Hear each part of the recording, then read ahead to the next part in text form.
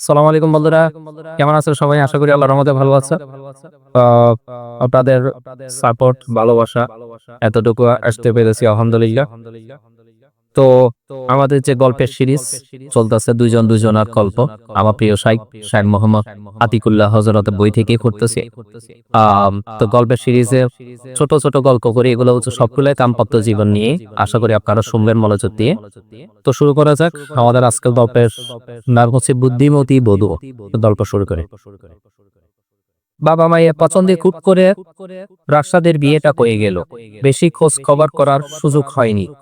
বিয়ে কিছুদিন পর রাশাদের মাথায় চিন্তা এলো, ঘরে তো কাজকর্ম খুব বেশি নেই, রাইফাকে কোরআন কারিম হিফজ করতে বলবে। রাশাদ প্রতিদিন ওই মাদ্রাসা থেকে ফিরে রাইফাকে কোরআন হিফজ করাতে শুরু করলো। মাশাআল্লাহ, অগ্রগতিও বেশ ভালো হতে লাগলো। এক উৎসব উপলক্ষে রাশাদ বউকে নিয়ে শ্বশুর বাড়ি বেড়াতে গেল।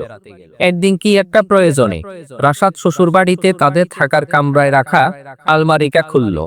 সেখানে তার পাঞ্জাবিগুলো তুলে রাখা আছে। পাঞ্জাবি নিতে গিয়ে মাঝারি আকারের সুন্দর একটা গিফট বক্সের উপর চোখ পড়ল।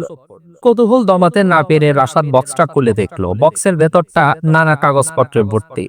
কাগজগুলো নেড়ে ছেড়ে দেখে অবাক হলো। সবগুলোই বিভিন্ন সনদ, সার্টিফিকেট।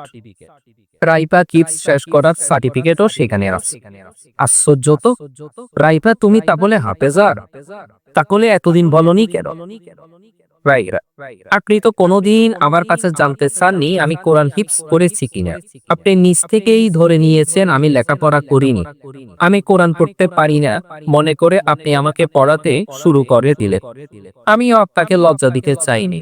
আমি দেখেছি আমাকে পড়াতে আপনার ভালো লাগে, আপনি আমার না পারাটাকে উপভোগ করেন, তাই আর কিছু বলিনি। তাই বলে তুমি সবকিছু এভাবে চেপে যাবে? রাইট, সত্যি বলতে কি, আপনি আমাকে পড়ান বলে আপনাকে বেশি সময় কাছে পাই, সাথে পাই। আবার আমি পড়া না পারলে আপনি আদর করে বোঝাতেন, উৎসাহ দিতেন।